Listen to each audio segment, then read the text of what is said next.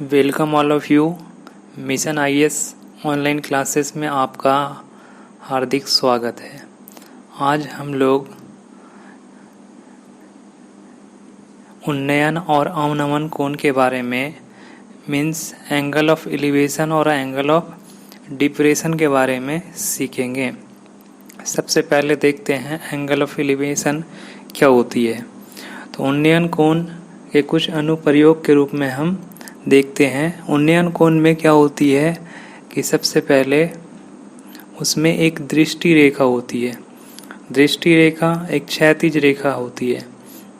हम दृष्टि रेखा और क्षैतिज रेखा को समझते हैं तो किसी भी समकोण त्रिभुज में कर्ण जो बनती है और लंब बनती है और आधार, तो हम कर्ण लंब और आधार से हम अनुपात निकालते हैं। जैसे साइन थीटा बराबर लंब बटा कर्ण, कॉस थीटा बराबर आधार बटे कर्ण, टेन थीटा बराबर लंब बटा आधार।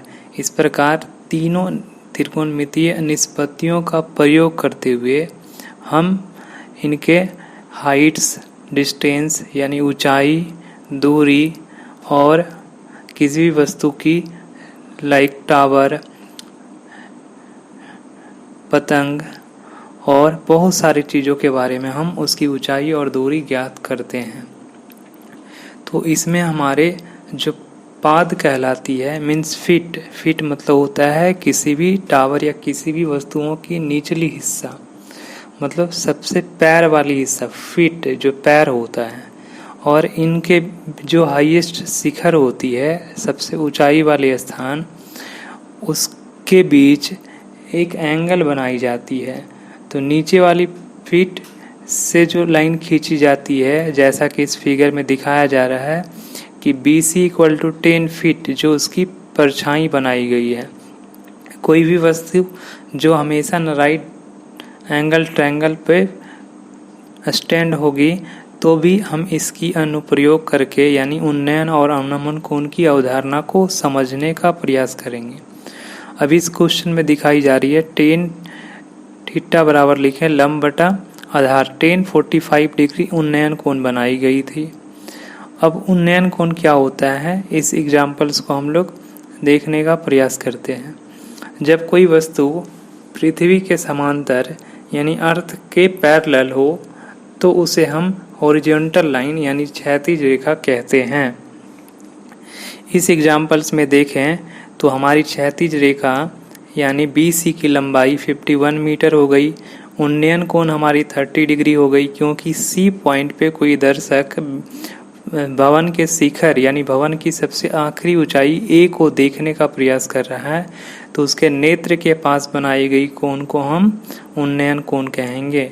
इन दोनों एग्जाम्पल्स में आप गौर से देखें, C पॉइंट से फर्स्ट एग्जाम्पल में लाइन के शिखर को देखा गया और इस एग्जाम्पल में देखें तो भवन के शिखर को देखा गया। इट मीन्स क्या हो रही है, किसी भी क्षैतिज रेखा और दृष्टि रेखा के बीच बनाया गया कोण।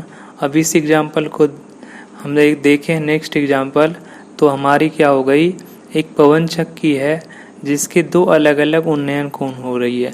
तो पवन चक्की की जो पवन की डाइने जो लगी हुई है उनके बीच बनाए गए कोण जो दर्शक हमारे पृथ्वी यानी धरातल पे हो स्थित है, तो हम क्या कह सकते हैं इनकी डेफिनेशन में, जब कोई दर्शक की नेत्र के पास क्षैतिज रेखा और दृष्टि रेखा के बीच बनाई गई कोण, लेकिन जब कोई दर्शक उस वस्तु को अपने से ऊंचाई पर रखी वस्तुओं को देखती हो तो उसके नेत्र के पास बनाया गया कोण उन्नयन कोण कहलाती है।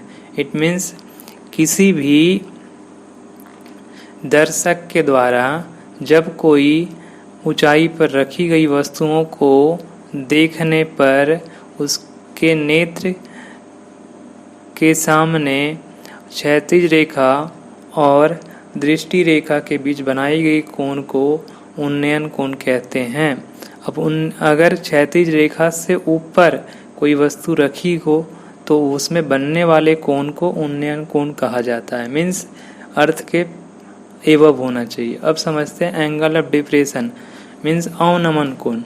अवनमन कोण में हम लोग क्या देखेंगे, एक स्टूडेंट पढ़ाई करते करते जब कुछ रेस्ट लेने के लिए अपनी घर की बालकनी की ओर झांकता है तो उसके नेत्र से एक अर्थ के पैरेलल एक लाइन बन जाती है, जिसे हम लोग क्या कह रहे हैं, हॉरिजॉन्टल लाइन। और ये जो एक बर्ड फ्लाई करते हुए आ रही है, चिड़िया उड़ते हुए आ रही है, तो उसके नेत्र से उस चिड़िया को देखने में बनाया गया कोण उन्नयन कोण यानी एंगल ऑफ एलिवेशन कहलाएगी।